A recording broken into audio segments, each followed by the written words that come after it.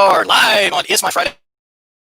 My name's Stanfield, and gosh, I am a modern longevitarian, and I'm so excited for today's show. I'm actually going to be share some things with the world that I've only glanced over in the past, and so I'm going to be super authentic and show some pictures of a breakout I had on my face, and I'm super excited to get Dr. Pat Balogne's ask Dr. Pat's opinion on this. I'm going to take her up on asking those questions, and so it was really interesting time for me. I had an ear infection, or hurting on the side of my head. I had a face breakout on the side and something else in my forehead.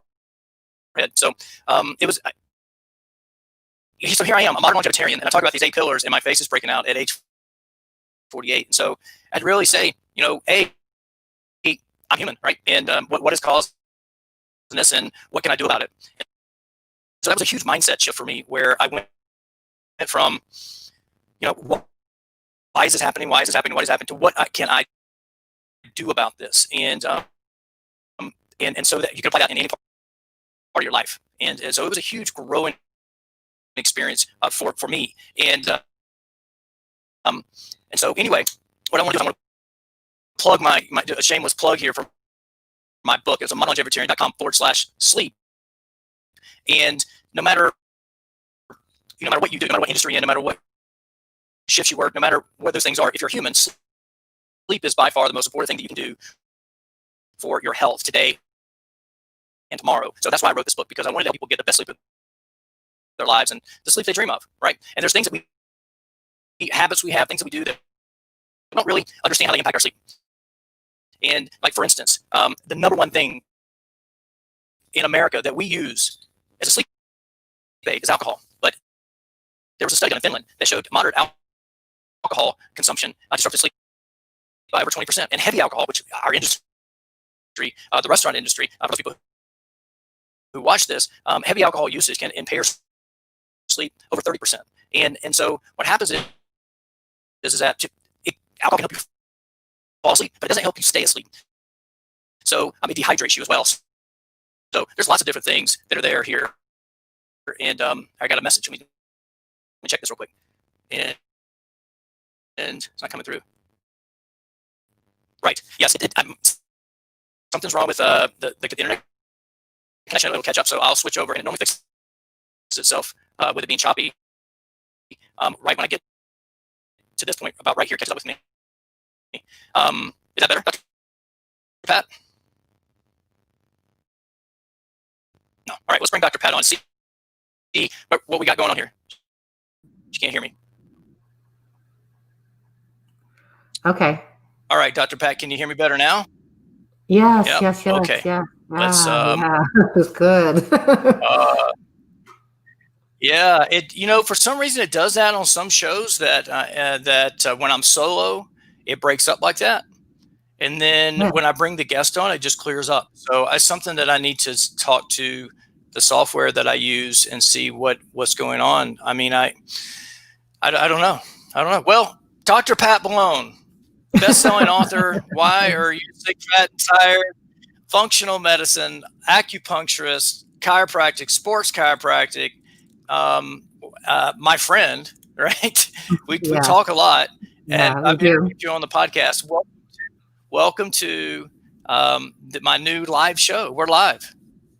I know, it's awesome. I love it. I just absolutely love it. Thank you so much.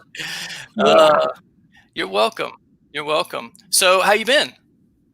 I've been really busy. I've been in. I had a conference all on last weekend, Friday through Sunday, from 9 o'clock until 10 o'clock on Sunday night, and it was awesome. And and then I jumped into the week, and what I realized over the weekend is how important it is to pace yourself in anything that you ever want to do.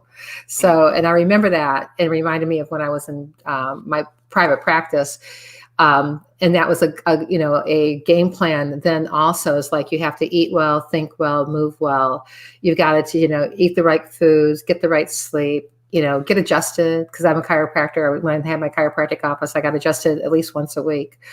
And do the things that I always tell people to do. So I realized over the weekend that I needed to up my game a little bit. Because going in from Saturday into Sunday, I said, whoa, wait a minute, I need some sleep. Right. And so because it makes you function better, it makes you think better. And that's really important, especially in this day and time. And it's also really important for your immune system. Yeah, it is, right. Sleep is so important, and like I said, but you probably couldn't hear it because it was choppy in the beginning. But sleep is by far the most important piece of the puzzle. Sean Stevenson, he wrote a book on sleep and said that it's more important than diet and exercise combined, right? Yeah. And what I love this analogy, right, is that we can skip, we can fast for a day, right? And not have any problems. Actually, may even feel better in a lot of ways because you might have cleared out a couple of things. And you can skip your exercise for a day, and you won't be sore tomorrow, and you won't see hardly in one day won't see any ill effects. But try staying up all night, just missing one night's worth of sleep, and see how you feel in the morning, right? Right, for sure. Yeah, it's like a total different ball game, right? And so it's really an odd thing because people tend to like logically break down that, hey, I can shorten my sleep to get more things done, and it's kind of like this default thing in our culture. And it's probably the worst thing that we could do for our health is say, hey, I'm going to get up earlier because I read this book that the only way to be successful is to get up at 5 a.m.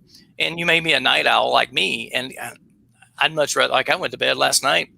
It was close to 2 o'clock in the morning. And so I got up a little bit later. That I don't normally go to bed that late, but I noticed that as the week goes on, I stay up a little bit longer for some reason. I don't know what happens, but that just happens to me. But I feel amazing right now. Plus I took a cold shower, right, and had a cup of coffee and I did 40 push-ups without breathing, or 30 push-ups without breathing this morning, doing the Wim Hof method. And so I've got a little adrenaline kicking. I got a little caffeine kicking. I got a little cold shower kicking. So I'm ready to go, Yeah, you're fired up and ready to go. Let's go. So what I do after the show is typically I'll, if I didn't get my meditation in, I'll meditate, and then I'll work out to kind of change my nervous system a little bit, and then go on the rest of my day and do those things. So ritual is so important. I mean, what you just described is what you do for a ritual. And a lot of people, when I've asked people for health hacks, and they go, I don't have any. But they do, because you do very specific things in the morning when you get up. You have water, you have your coffee, you do your push-ups, right? You do push-ups, 30 of them without, between breaths. Some of them, sometimes I do more than 30. Like I'll do the Wim Hof is like this very stimulating, controlled hyperventilation style breathing. And then what happens on your last breath, normally between 30 and 40, I normally do 40 because I'm at 7,000 feet, right? So I'm trying to get more oxygen in my body, or however that works, right? Because some people say you're already oxygenated. And if you use a pulse oximeter, right? I mean, I'm normally like 95 to 96% oxygenated, just like normal, unless I'm talking a lot like this. When I do those breathing, it'll go up to 100.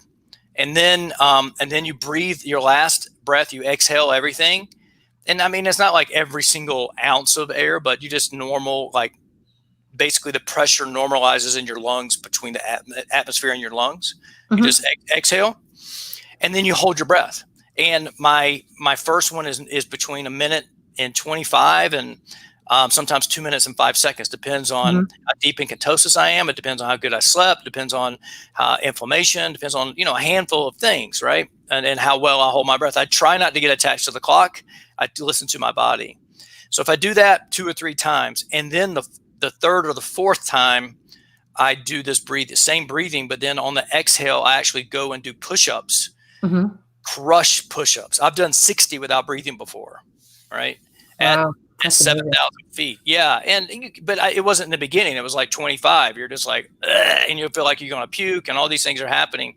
But Wim says that, and I call him Wim like I'm best friends with him, but I've never met him, but I've been a practitioner for almost 5 years. And I did a whole episode of this on Wednesday, by the way. If anybody wants to hear my deep dive on the Wim Hof method, go back and listen to this live stream for Wednesday.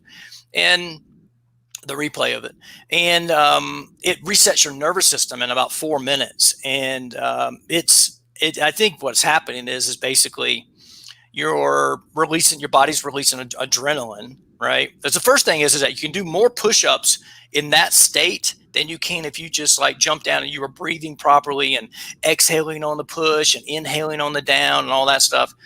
I mean, 60 fast push-ups, for me to be able to do that, like, and not even be sore and it not burn or anything, because it just super alkalize your body, right? And I've even done the breathing exercises before, and then go and take a baking soda bath, and then my body, I could tell, it's so alkaline because it just tingles, right? I'm like too alkaline in a lot of ways, so don't recommend that for people. And this is, again, you saw the disclaimer. This is informational purposes only. I'm not a doctor like Dr. Pat B is, right? So, well, there was some, when I was in an integrative medicine program at Georgetown University in DC, there was a guy that was teaching one weekend, and he was talking about the positive effects of actually using hydrogen peroxide in your bath water. And he was talking, I was thinking, oh, those little tiny brown bottles, and he's going, no, the big ones.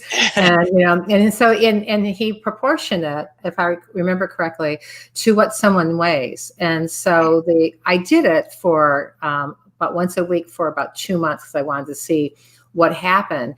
And I didn't breathe better, but my skin was like a baby. And the idea is that in hydrogen peroxide, it's like H2O2. So when the hydrogen peroxide hits the water, the oxygen molecule breaks off.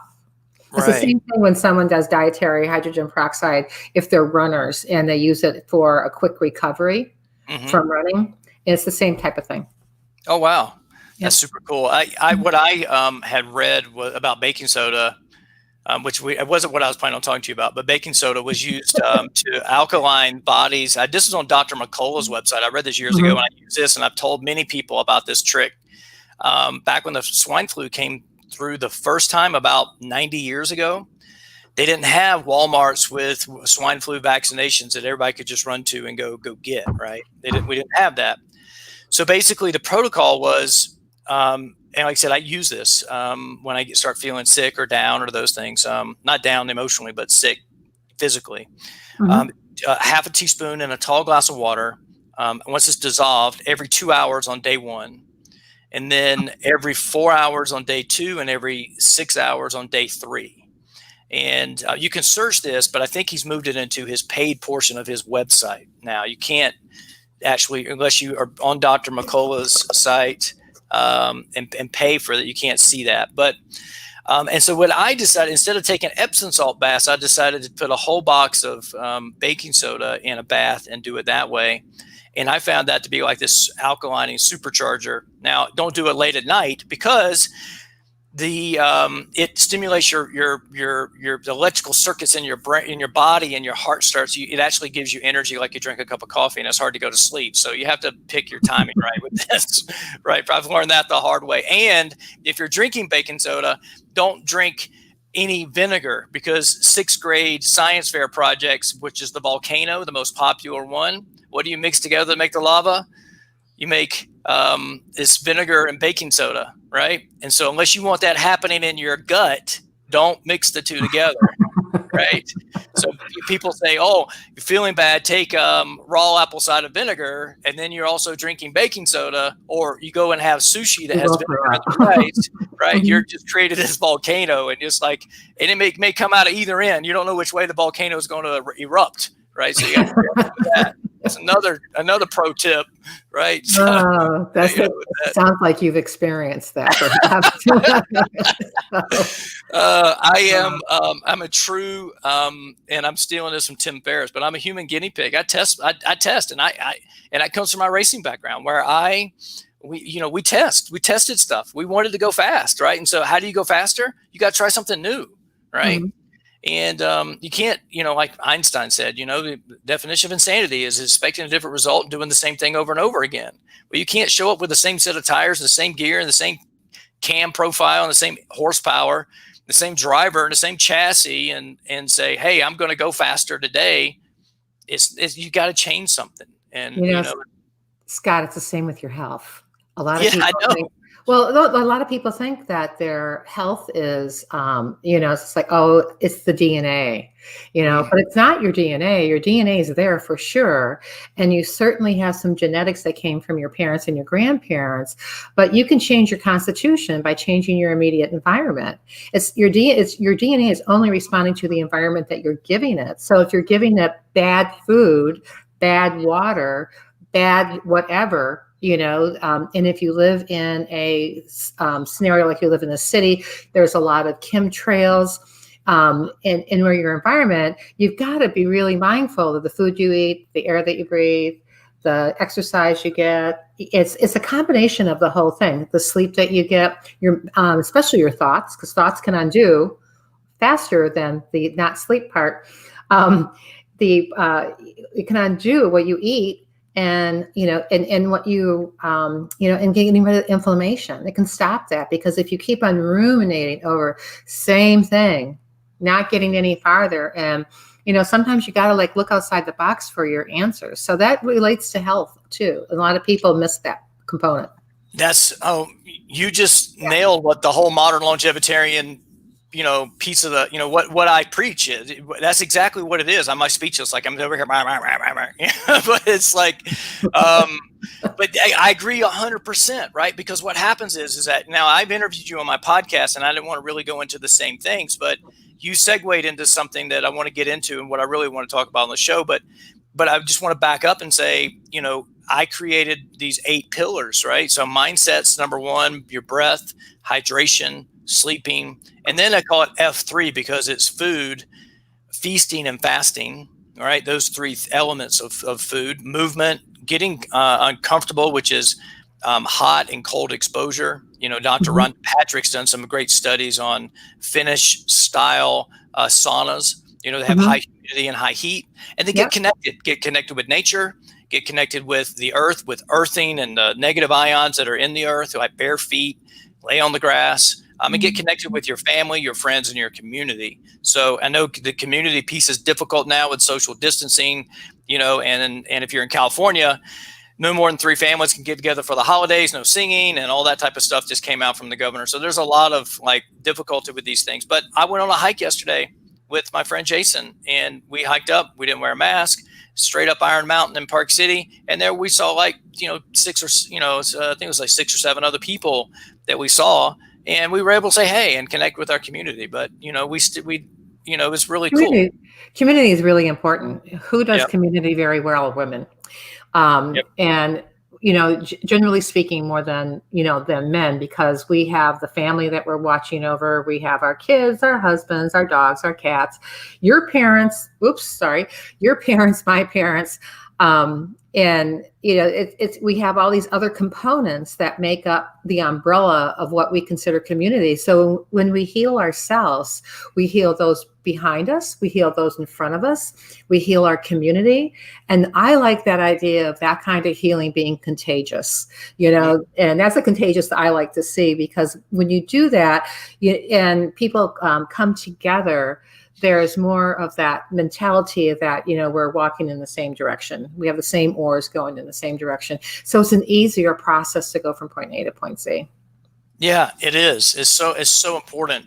And that's one of the things that a lot of people miss, even in the blue zones, right? That is a commonality between all the 5 blue zones. Because people are like, well, I want to eat a blue zone diet, or, well, here's the thing, right? You can't mimic their diet, because the produce that's growing in Americans aren't going to go 90% plant-based, right? Or 100% plant-based, right? They're just, most of them aren't going to do that. A very small percentage will actually do that. The second thing is that, the vegetables that we eat, if you are plant-based, are grown in the same soil that they're grown in, right? So you're not getting the same nutrients. And that's what I love about this being a modern longevitarian versus, because we're having to combat different things. And I had a great interview and conversation with Farmer Lee Jones on Tuesday of this week. And I don't know if you know Farmer Lee, but he's one of the first farmers to ever win a James Beard Foundation Award, which is normally reserved for chefs. And just does amazing work. He sent us some vegetables and prior to the week before the show, and just amazing stuff. And he actually has a laboratory on his farm. Mm-hmm. The food that he's growing is, and he starts with the soil first, is 300 to 600% more nutrient dense than what you can buy in the grocery store. And I've tested them side by side. Well, one thing I tell people as a test to do when they go to a grocery store and they go to buy something is, even if it's cheese, and although cheese is pretty well wrapped in most American stores, but is to pick up the fruit and smell it. Mm. If there's no smell, don't eat it. Right. Because That's super cool. Yeah. Tomatoes should smell like tomatoes, even in winter, from where they're coming from. And a lot of times, a lot of people put tomatoes in the refrigerator. It's not the ideal place to put them. If they're starting to go, yes, because you can get a couple extra days, but they really need to ripen on their own. But if they already been in the refrigerator, it stops that ripening process. That's like tomatoes look so anemic during the wintertime for a lot of people. Right. And, if you cut into a tomato and it's got a little green speck in it, that means that they probably sprayed it. They gassed it on the way to in the shipping aspect of it to make it turn red. It was really a green tomato when they picked it, just so the farmer could make more money. So Right. You alluded to, and one of the things I don't really talk about, which I'm probably going to have to add on at some point, is a ninth pillar is detoxing, right? Really, detoxing, because we know everything starts with the gut. And if you're eating the proper food, like, high percentage plant-based food, you're getting the fiber you need to feed your gut, especially if you're hitting some diversity points. You're getting a lot of diversity with your fiber and your vegetables in your diet. But one of the things I just recently stumbled on, and you and I talked about this at length, because I asked you, how can I avoid getting cancer like my grandfather and my dad did? Because most people think that we are dealt this genetic hand, and we have to play this hand of cards that we've been dealt by mom and dad. But we don't. We have this genetic expression that we actually have agency over, and and this is what I'm trying to get across to people. So what happened to me back starting about 2 months ago, my face broke out, and it had two different things going on at one time. And this was after having, and this has been a smaller version of this over the years, where, like, right under this eye right here, and this time it actually kind of scarred me a little bit, where I would get this like dry patch, and I don't know if it's psoriasis or eczema or what it was, but this time I had two different things going on. I had the same that started there. Then it grew to like the whole side of my face, and even down under my little scruff here and onto my neck. And it really was sore and painful and swollen. And then it actually moved up where I had it over both eyes at the same time. So that's one thing that happened to me. And here's a picture of how this looked in the process of it. I'm being authentic here. I'm showing the picture. I got a little iodine between my eyes here. And you can see on my eye there how it's like swollen and dark red, and my face is swollen and all those things. Like, my dimple didn't even show up. It's like, which is rare for me. But and the other thing that was happening is between my eyes was, and this is kind of a funny picture, I had what was like a herpes breakout, like a cold sore, fever blister type thing here, and it was oozing, and I couldn't get the picture uploaded properly. Where as another thing I do with baking soda is that if I do happen to get a cold sore, I'll put that on there, and it will dry it out really quickly and scab over and heal up faster than if you just kind of leave it alone, right? And so this is me with this, and it's actually I discovered a lot of really cool things through the process, and one of them was doing these. Look at this. This is me doing this is a coffee scrub facial, right? So here I was in the process of doing coffee enemas, right? My face is still broken out, and you can see I've got the coffee packed on heavier where my problem was, and I look pretty thin in that. Maybe I should do it more often, right? So, well, just so people know, this is the first time I'm seeing these pictures. So yes, exactly, right. He's putting me on the spot. Well, we're live, right? So I got to do something that's unique, but I want to be authentic, right? And so we can just talk about this. I know you're not going to diagnose what may have gone on with me and those things, but and you often caution me. Maybe we can transition into this about not self-diagnosing, right? But Right.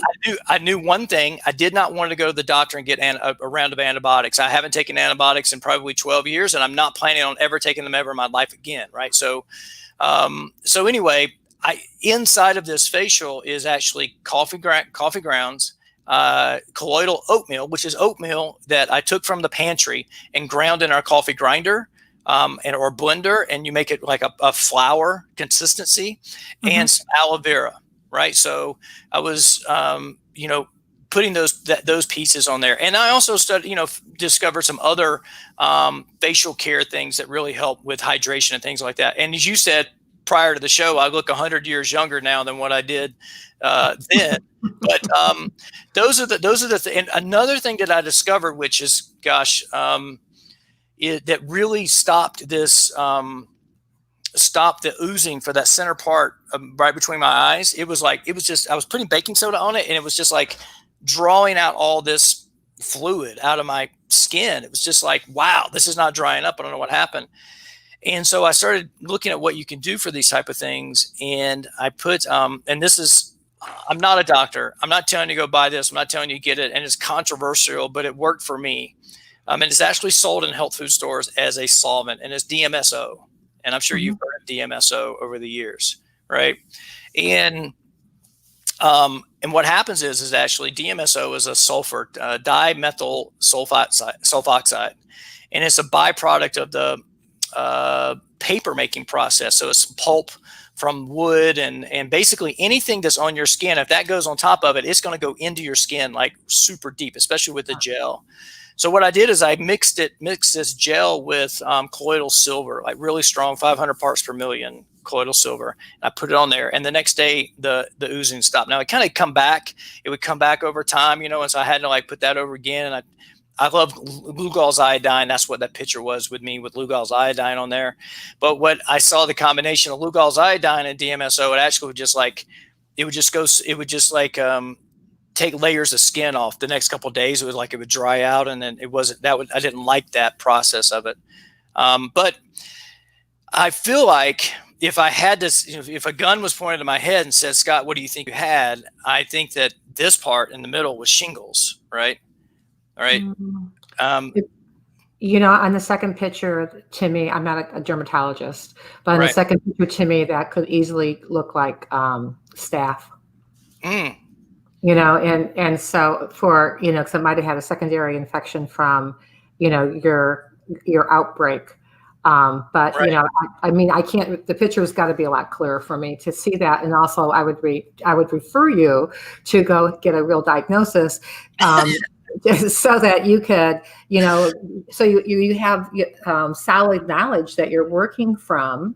Right. Because we talked a lot about before about people who self-diagnose themselves, and sometimes it works and sometimes it doesn't. So you just made a point because you wanted to talk about this. Is that you put it on, it went away, then it came back, and then you put it on and it went away. And the interim, what you were doing is that you were healing from inside out because you were doing specific things that you have known that you have done before that have worked for you.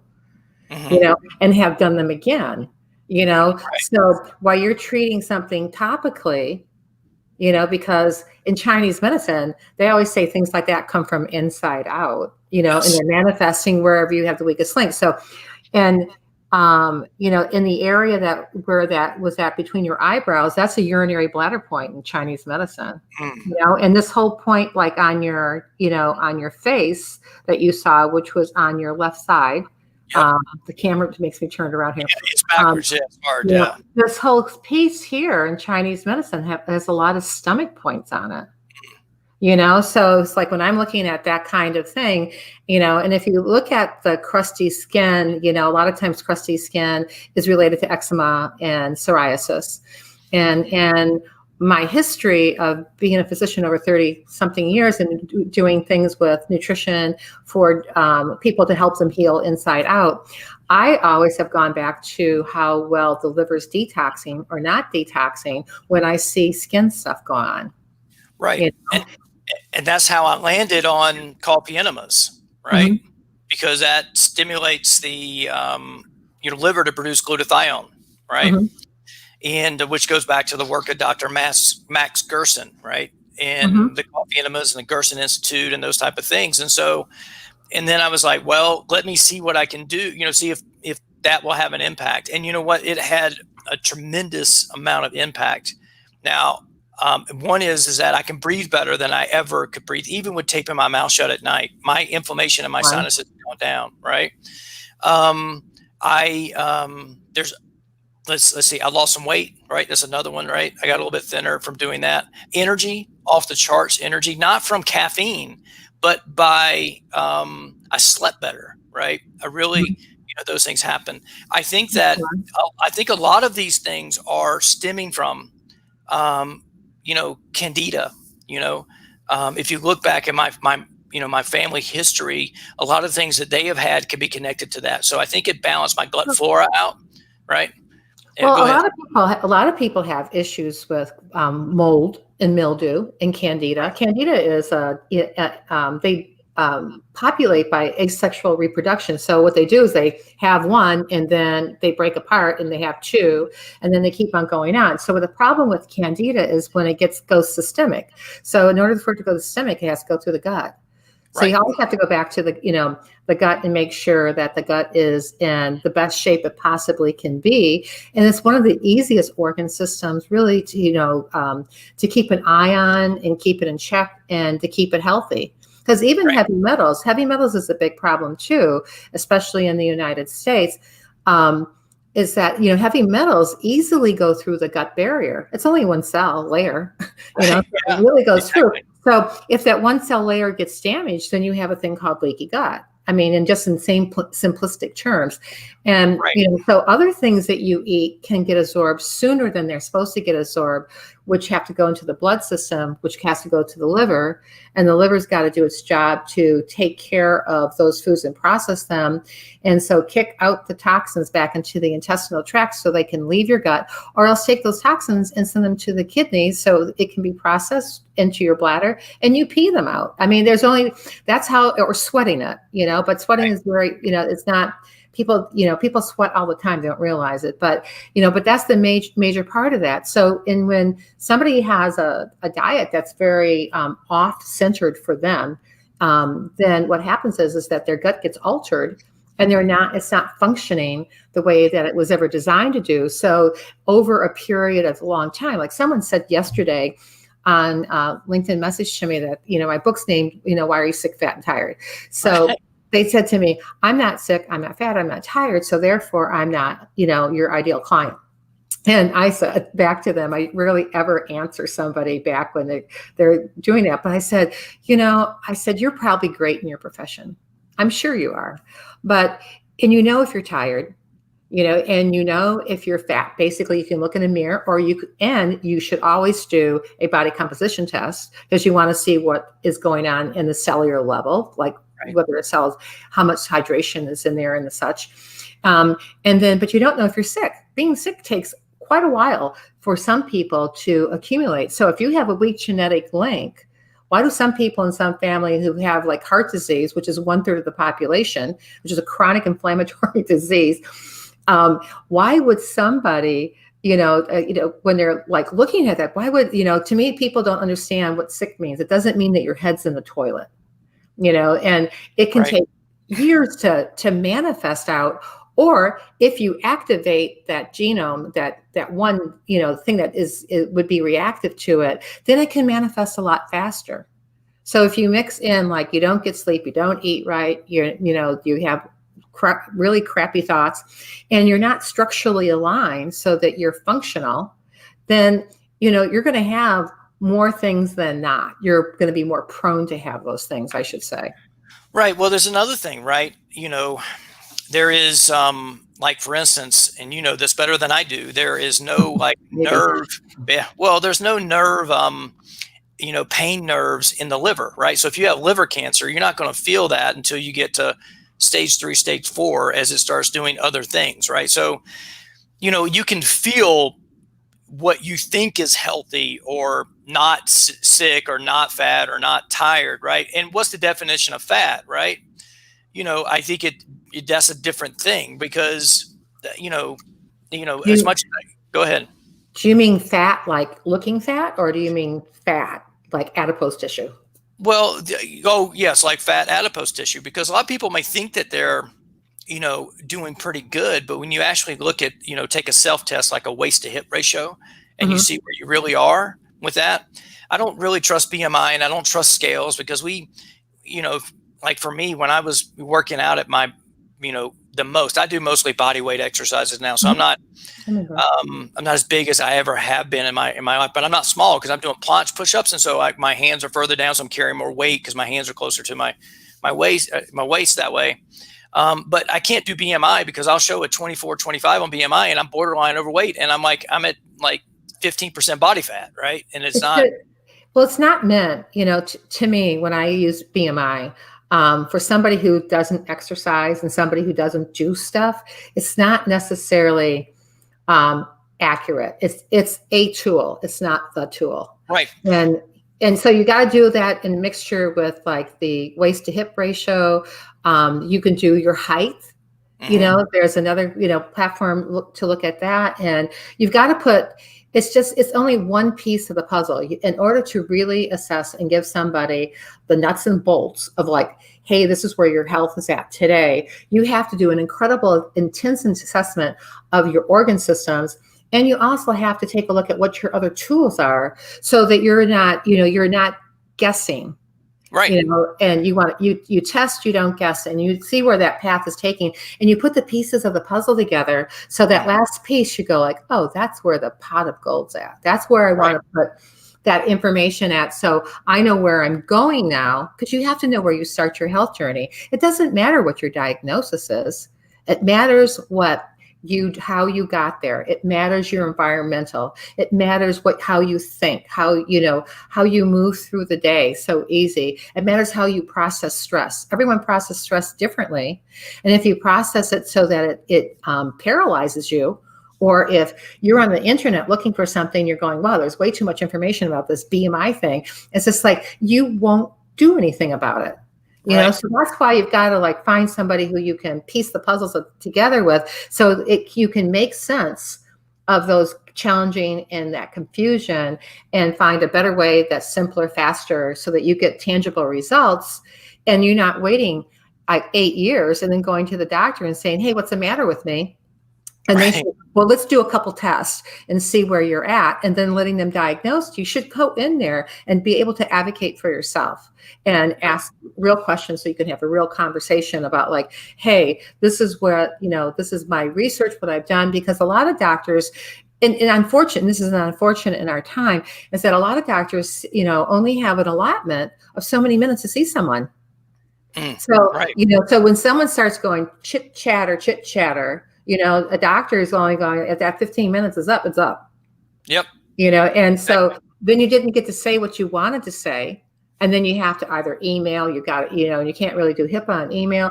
There's a whole, convoluted, portion of that. So it's much better to be able to go into a physician and be able to advocate for yourself and saying like, hey, this is where I'm at.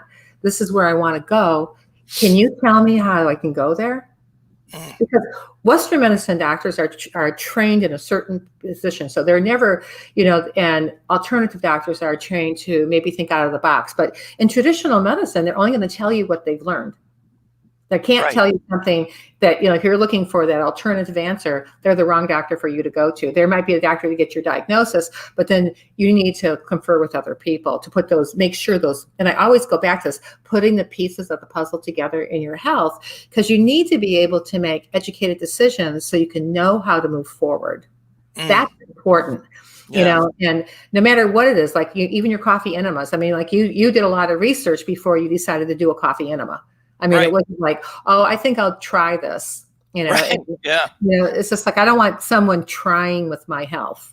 I want Oh no. someone with a clue. It's not like, hey, there's something like your car, like their electrical system's gone. It's like, hey, let me try changing this fuse out, or let me try changing this, or put a new battery in, or those type of things, right? You really want to dig down and get to the root problem of it. But by testing is really how I put together these 8 pillars, right? Mhm. Is getting there, and like, how can I feel better? How can I get to the next level. And what I want to get back to, what I was trying to say earlier, is this, right? Which is, the only way you appreciate sunny days is if you actually experience some rainy days. Okay. So what happens is, let's say that if it just rained all the time, you wouldn't know what it was like to have a sunny day and go to the beach or go on a hike or go on a walk, right? So if you are accustomed to feeling the way you feel and it's sick, fat, and tired, you don't know what it actually is to feel like you're super healthy, you're thin, right? And, or your optimal weight, and you're not tired, you're energetic. And once you get to those points and you actually are like, hey, how can I feel this way every day? And how can I influence my diet to do this? How can I get my sleep to do that? What kind of exercise can I do to do that? How long do I need to fast? And so that I'm all about building momentum towards, towards feeling your best every day. And that's why I mentioned human performance and genetic expression. Those are the things I really push for. Well, that's important, because a lot of people they let their health, and, like because you matter and your health matters, a lot of people don't take the responsibility to take a look at their health. They leave it to like, oh, I see my doctor once a year. And so that's great, but what's going on 6 months later, and a lot of times people keep on creating, we hear the word in 2020, so often the phrase new normal. Well, people keep on creating those new normals. They have an accident, and they, don't get, their back realigned because of the accident, or their ankle or their knee or their shoulder or their hand, whatever, right. Then that becomes a new normal. And you keep on having new normals, and eventually you end up looking like the guy who's hunched over because, and it happened. Like if you ask the guy who was hunched over, he isn't going to say, oh, that happened overnight. It didn't. It happened through a course of years, Right. And so, and that mindset shift that I feel really has to happen for the human race for their health is they have to start thinking, what do I want it to look like a year down the road? I don't care what age you are, and not leaving it to, like, oh, the scientists, and it's just like, because scientists will come back, it's a lot of medications that they have come up with, and they have to take them off the market years later. And everyone thought that, Roundup was was a good, idea. And now we're finding, it's just like, there's people who have significant cancers from the exposure from that. And now Monsanto or Bayer is making it in a 10x form because they can use less. Do the math. I mean, this is not rocket science in regards to how, our environments are really influencing how our bodies are expressing a level of health, which in a lot of cases, it keeps on chiseling, away at it. So you've got to have a way to, to be able to like identify like little markers beforehand on your own, like do it yourself markers. You can do that with my book, for instance, and then you can take a look at like, well, it's just like, here's where I'm at today. I'm not feeling very well. And stop taking recommendations from your family who's like, oh, I had that at that age too. Because a year later, you're now have a new normal, which you don't consider a new normal, because then you're going to have a new normal on top of that new normal. So it's a cascading type of effect. So, my hope always is for people is that, identify what's going on now, identify it, deal with it, fortify what's incorrect, and and then strengthen the things that are already strong in that big grandiose picture of who you are from top to bottom, inside out, because healing comes from inside. It doesn't come from outside in. Right. And I learned that. That was one of the things I learned. No matter how much colloidal oatmeal I packed on my face, or Korean, 5-step, facial, things I was doing with an oil cleanser and a foam cleanser and, toner and essence and sheet mask and all those things, it didn't heal until I actually started doing coffee enemas and taking and getting the right probiotics. Right. I used a spore-based probiotic. And so doing those in conjunction with each other is actually when my face started to heal up. It wasn't about anything I put on my face. That was temporary, but it was about what I did to my body and open up my detox pathways. And glutathione is what the strongest antioxidant that our body makes and that we can get. And every 3 minutes, and this is one thing I learned through the process, is that every 3 minutes our liver cleanses every drop of blood that we have. Right. And so I thought, I was like, well, I'm getting a little pain around here, again yesterday. And so I did a coffee enema last night and 15 minutes. So you think I cleanse my blood, 3 times, it says 5 times, right? So, Right. So there's other ways. I mean, it's just like yes. there's, like, because not enemas are not for everybody, and not everyone's going to do an enema, and that. So I'm extreme. Yes, I like know that. you're extreme. You're like and I love that about you. That's like a very cool thing about you, and. It's just like I always say, let Mikey eat it, first. You're the Mikey. Let Scott try it. Let's see how it turns out, right? See if he's still alive next week, right? Well, the thing is that everyone has different constitutions, and you really have to respect your constitution. So jumping in and doing a coffee enema is something or a different kind of enema, or a colonic cleanse, which it's just like, for me, I'm on the fence about those. But because I think that you've got to look at the whole intestinal tract, not just from the mouth all the way to the bottom. And, so it's the putting those pieces of the puzzle together. You've got to know where the problem's at, and you got to know what the target problem is. Because for some people, it could be simple as avocado.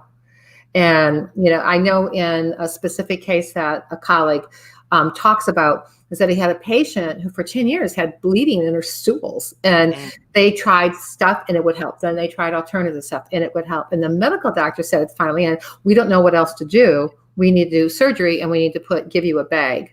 That's how I heard the story.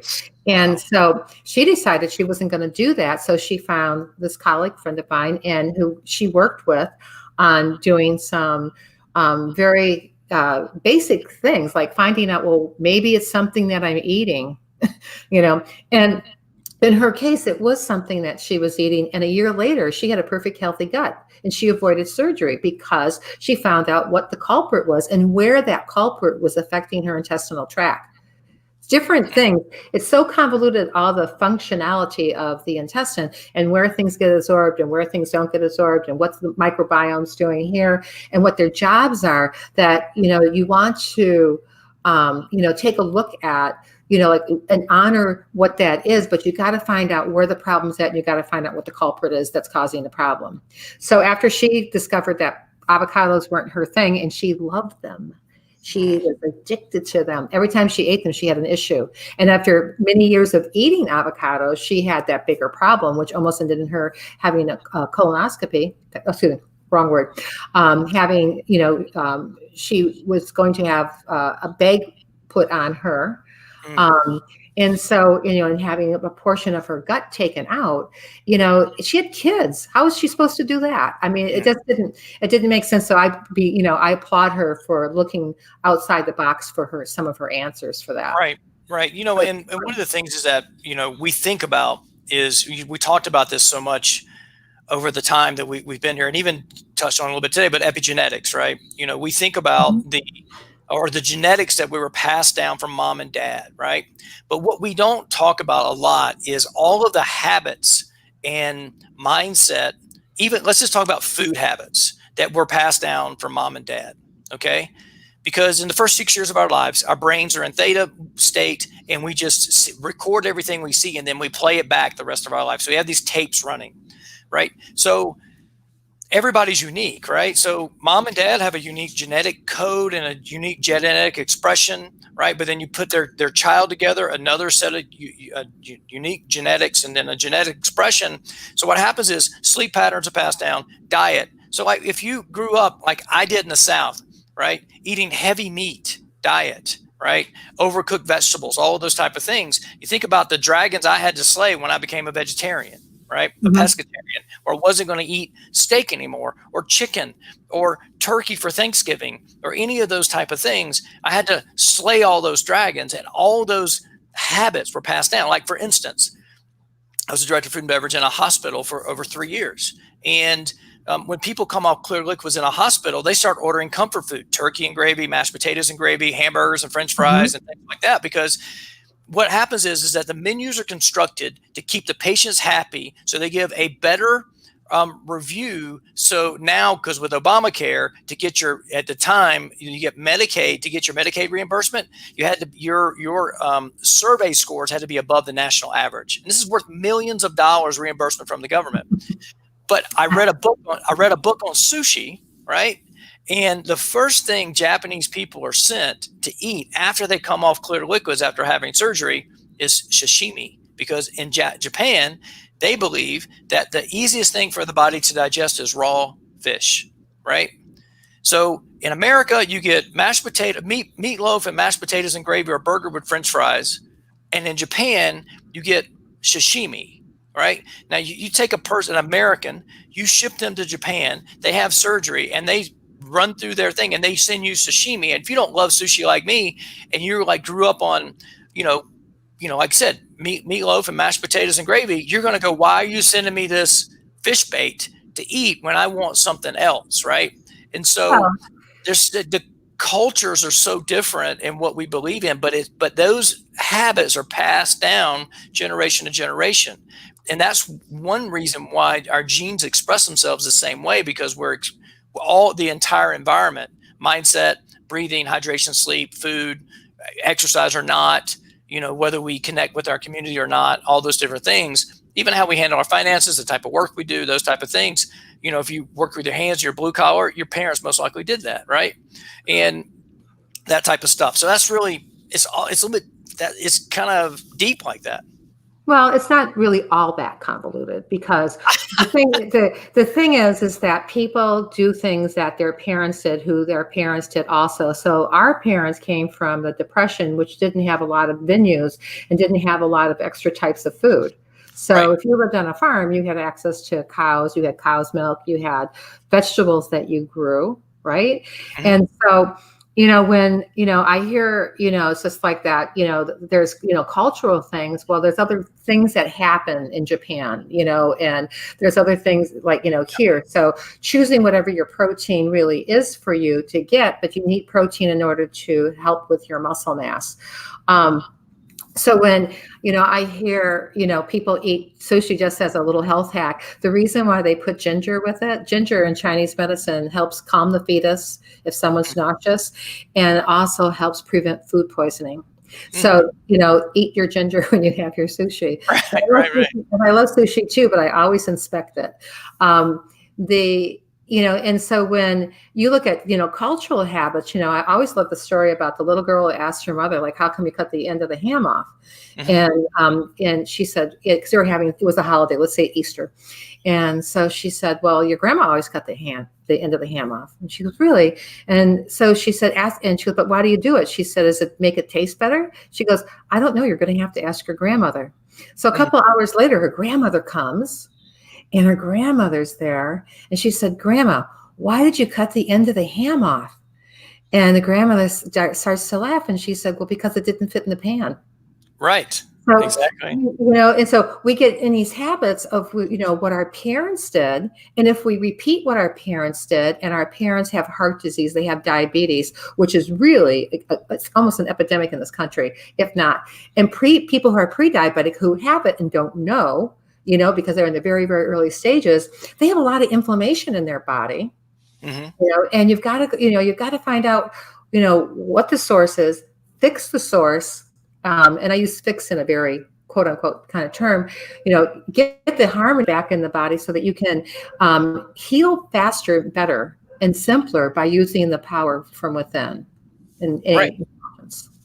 Right. So, it's so much, right? Dr. Zach Bush, he did the documentary. This is connecting back to glyphosate, but also to like where we get our food, right? He says that after World War II, over 90% of the food was in backyard gardens, right? The food consumed was in backyard gardens. Is now 50%. Now I learned this from COVID, because how did the restaurant world become an essential, right, industry? 50% of the food supply goes through all the restaurants in America, right? So we've gone in, what's that? It's 2020. So that's, 80 years, right? Or 75 years since the end of World War II, from 95% of our produce or food being grown in our backyard to 50% of it being served through restaurants, right? That's huge. That's a huge shift, right? And and it's just when you start thinking and about how the food, industry itself, right? How they, engineer things for you to crave it more, right? Potato chips and things like that, the balance of saltiness and things like that. You start thinking about how chefs are in restaurants are actually doing a very similar thing, right? They're adding sugar to blue cheese dressing, right? And stuff like that. It's just we're just not eating healthy. We don't know what we're eating all the time. Well, people don't read labels. I mean, if people read labels and if you can't pronounce the food, I always tell people don't eat it. And Right. your ingredients should be about 5 ingredients per meal when you're reading the label. Right. But your point about the food industry, I just recently posted something on LinkedIn and all my social medias about the food industry admitting that they were directly responsible. If I remember how the title of it was just a couple of weeks ago, within a week. And they took responsibility for some of the numbers in COVID because the foods that you eat ultimately affect your immune system. Yeah, absolutely. And so if you don't if you don't cherish, your temple, then, eventually it's just like if you use the example of the car, if you don't give if your car takes premium gasoline, it eventually is going to destroy the engine. And it's going to destroy its performance. You take a look at bees, for instance, the queen bee, will get sick when the worker bees, they go out, or not worker bees, but the bees go out and they go take pollination back. So if they're getting flowers that are GMO, or they're getting bad flowers that based, if they become sick, they're bringing that sickness back home. Yeah. And so like then the queen bee gets, doesn't like it, and then she leaves. She'll get up and she'll leave, the box, and go someplace else. And then they have to go catch a queen bee and reintroduce her, but they've got to get the sick bees healthy again. And that's where we're at, I believe. And, in today's time is that we have so many people who are sick and don't know it. You have people who have these cytokine storms. They get, the flu, whatever. It doesn't matter if it's from COVID or not, or from whatever process is going around, and microorganisms, whatever. And then you have this cytokine storm, which like shuts the immune system off, and the immune system can't get restarted again. That's in a simplistic explanation. And then you end up with somebody who's on your deathbed. Right. And so in this COVID thing that's going around, and even the flu season, which we are coming upon, it's just like, when you go take a flu vaccine, I tell people you got to read the list. If there's heavy metals in that, you're ingesting them, and they're going deep. Toxins don't sit on the surface of your body. When they get to the surface of the body, they're trying to get out of your body. Right. And so, it's just like they go into blood, brain, bone, and fat. That's where toxins hide out. So you've got to have some way to get rid of, when we go back to this topic of detox, you have to go back to that portion of it, and you have to find a very friendly way to tonify the liver, tonify the gut, and get rid of toxins. That's what, to me, that's a real special interest of mine. Is to help people to do that. But we all, when you look around, you can see people's faces. People, don't have that, like, that glow, that glitter in their eye. There's things that, when you look at someone, you're going, well, like when you look at your wife, it's like, when she's not feeling good. You don't have to ask her. And you don't want to ask her because she'll tell you. Women like to talk about like this, and this is what we got to do because we're responsible for our families. Right. And that. So it's so, we've talked about so many things today that could be a show in and of themselves. Yes, exactly. Sure. Right. And I purposely just wanted to have a conversation with you. I didn't, the only thing that I really wanted to talk about was that outbreak on my face. And I think I wanted to be authentic with everybody and say, hey, even someone like me who talks about living your best life can have something happen to them. And that you can find the source of it and recover from it. And that's what I really wanted to get across is that. And so As always, I think we had an amazing conversation. So, Well, I want to point out something very important. And okay. the important thing is because you care so much is the reason why you're here today. Mm, You know, the reason I care so much about people and their health is the reason why I'm here today. We share that commonality and that goal. mhm. And, you know, if there's, you know, and, you know, it's a blessing to have you as my friend and to I love your stories and they always make me cringe, some of them. But yeah, as Oh, thank I you. think, you know, my God, you Yeah, know, yeah. Where's he going with this one, right? but Well, well, the you should funny ask my thing, wife about my stories or my family, or and I end up well, repeating myself a lot because I see these patterns, right? I'm like, well, this is this, and this is this, and this is this, right? so So, that's, you know, you should go back and go to medical school or go back and become, you know, become a naturopathic doctor. Because you have a really ingrained sense about how to organize. And even in Chinese medicine, it's all about patterns. You mm, know, when you're looking at like when someone gives needles for a particular day, you're looking at that pattern that day because you need to swell it. And then you right, need to tonify what's really going on underneath the surface because that's how you get to the root.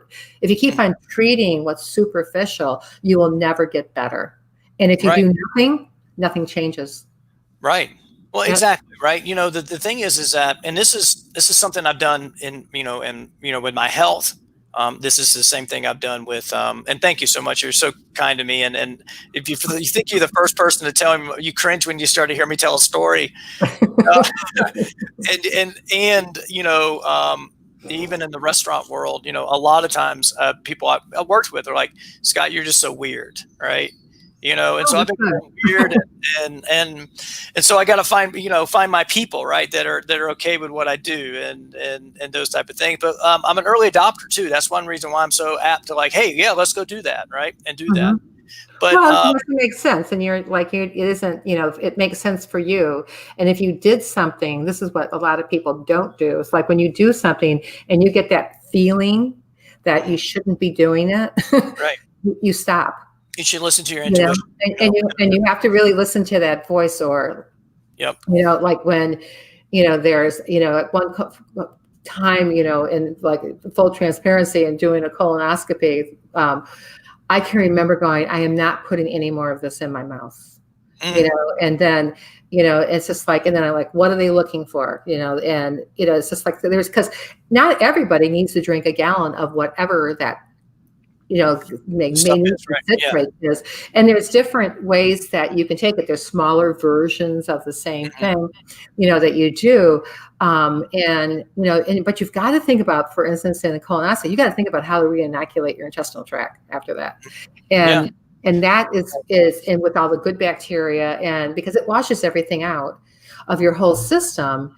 And the scope only goes in your large intestine. So it kind of, to me, you know, there's got to be a better way, um, you know, to take a look at the large intestine colon to see if there's other things going on like polyps and cancers and stuff like that, and things that are growing that aren't supposed to be there. Right. Right. um, Right. you know, and if there's really damage, because that's where a lot of the transition happens with, you know, the food and where it sits, you know, Right. so if you're, you know, and it takes a while for, you know, it takes a while that things happen. So when, you know, you've got to make sure, you know, that like I say, fix the gut, change your life. You've got to go back to the gut and handle that. And then other organ systems that relates to, because they're all interconnected. It's like a Swiss Mhm. watch. They're all interconnected. When one goes up, one's got to go down. It's just like, and they're supposed to work in a specific type of harmony and different cycle. Right. So when that happens, you're not only expressing health, you know that by how you feel, but you also have internal health. You Mm. know when you don't feel good, you Right. know, and so something that stays longer than, you know, a few days, a week or whatever, that you should always, you know, like, you know, investigate it, you know, talk to the right person so that you get good information so you know what your next best step is. Right. And my question I want to ask you, I'm going to preface it with this, right? So chronic disease is caused by inflammation, correct? Right? It could be like heart disease and things like that. Mhm. And So what is the connection between leaky gut and inflammation, right? Do you have any insight on leaky gut and inflammation? I can't shut that ringer off. Can you hear that? I heard something just blip, but it's fine. No, it's fine. Okay. We're good. I have but I'm sorry. Could you repeat that question quickly, please? Okay. Well, I said there's a lot of correlation between chronic diseases and inflammation, right? And so, like heart disease, right, is inflammation, for instance. So, but my true question was, what is the connection between inflammation and a leaky gut? Well, inflammation, if you don't check the inflammation, then you're going to have it's going to damage the gut. And if you damage the gut, then it's going to punch holes through it. Because they're tight junctions that fit really tight like this. And when that one layer gets screwed up or it gets damaged, then those junctions start to separate. So that's how things get through. Right. So the way it's been, for those of you who are listening to this, that your gut lining is about the size of a tennis court, right? And it's one cell thick, which is about half of a hair thick. And so you take one of your hairs, you cut it in half, and have that layer over the size of a tennis court. That is what your gut lining looks at, and it replaces itself every 3 days. Right, 100% every 3 days. Well, if you give it the right things. Well, if you give it the right things, right? Exactly. I mean, that mixture, has got to, be correct, like the food, the nutrition that you eat, and it has to be really well thought out of. Well, sleep. Sleep affects the gut lining too. I've seen that as well. So there's so many things, right? You and I could talk for 4 hours, right? It's for sure. And I have a new client that I have to go take care of. We'll wrap this up right here. So, yeah, you're 6.5 minutes. I don't know what time it is exactly, but I know you're 11 minutes late. I'm sorry. I am, and that's who was calling me. Right. Well, go ahead. Well, thank you so much for coming on the show. We'll have you back again sometime. And I know you've got your book. You're developing courses. You do all these talks. There's all these things going on. So I'd love to have you back. I have an online course that's called Stronger Than Medicine that I'll be launching very shortly, and I'll be doing a beta study. So if somebody wants to find out more information about it, they should contact me. Okay. How can they find you real quick? They can find me on LinkedIn. Okay. They can find me by my, I'm going to presume that you can put show notes underneath here. So if they look there, that would be a good place. Yep, I will. It'll be on LinkedIn and Facebook, this show, and YouTube, actually, is in those three places. All right. Awesome. And you take care. And namaste. All right. Go ahead. All right. I'm out of here. All right. Bye-bye. Thank you very much. Have a great day. Thanks, sweetie. Okay. Have a great day. You too. Bye. All right. Here we are. Scott Stanfield. And wow, what a conversation. And I love talking with Dr. Pat Boulogne. We found each other on LinkedIn, and she came on the podcast. We did an interview. It was a very structured interview, and I can put a link to that in this as well. And she's such a wealth of knowledge and has helped guide me, right? And also helped me in a lot of ways where, where she's actually, coached me on not self-diagnosing. Right, excuse me 1 second. I gotta hit a little fluid here. But anyway, my name's Scott Stanfield, and this has been a great show. I love talking to Dr. Pat Boulogne, and I'll put all the information where you can reach her in the show notes. And if it's your Friday, and if you can even understand this, because it may be choppy, I hope you have a great weekend. Today's my Friday, and so I know that I'm looking forward to spending time resting, relaxing, and getting ready for next week. I'm excited for next week's show. Cheers. Well, I got to get to the outro. Here we go.